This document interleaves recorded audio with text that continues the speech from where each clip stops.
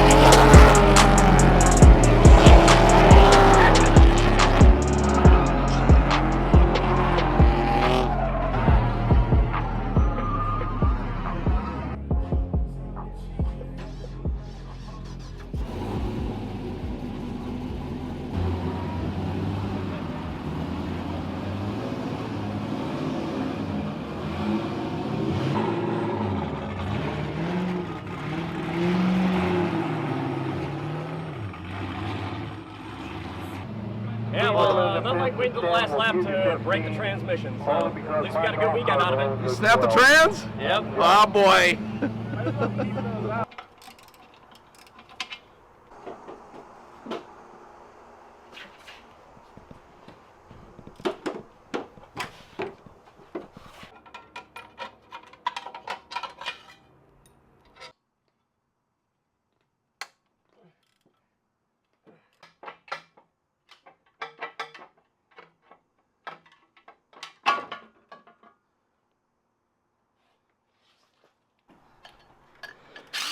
All right, man, so what happened here?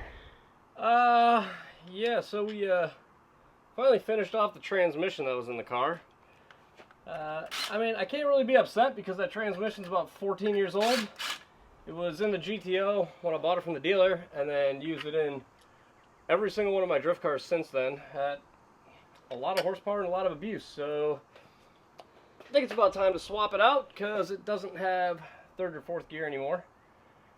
And while we're at it, we're gonna send this clutch back and get this rebuilt because this clutch has not been serviced since 2016.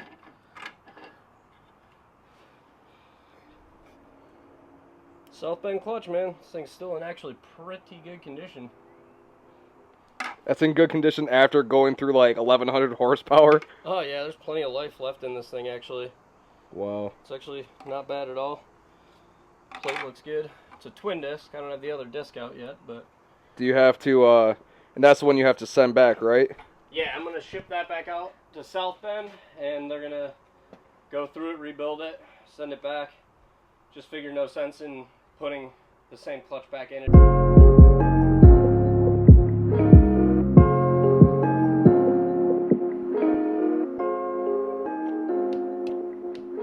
All right, man. So what's next with you and the build and everything? So build-wise, throwing a new trans in, throwing a new clutch in it.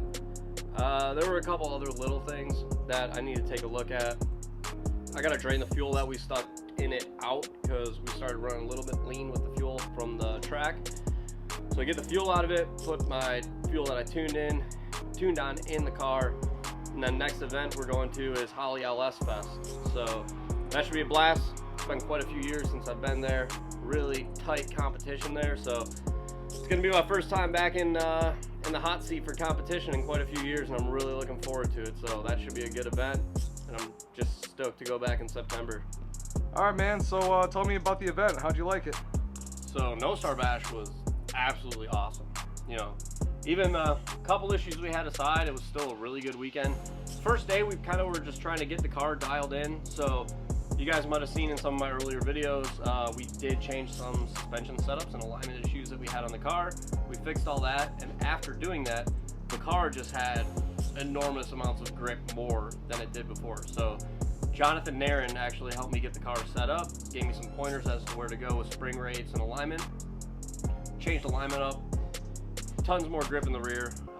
Before we were running around 18 to 23 PSI, we had so much grip after doing the alignment that we actually had to bump up to almost 40 PSI in the rear because we were over pushing the front tires. So as much as I love these Kendas, I don't think they're enough for a car of this weight in the front.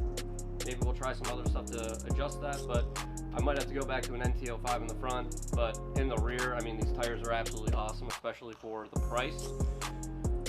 So day one was basically figuring the car out, getting it set up, doing some shakedowns on it, finding out what I liked, what I felt comfortable with, and day two was just going out shredding. We probably put down a solid 50, 60 laps in this car.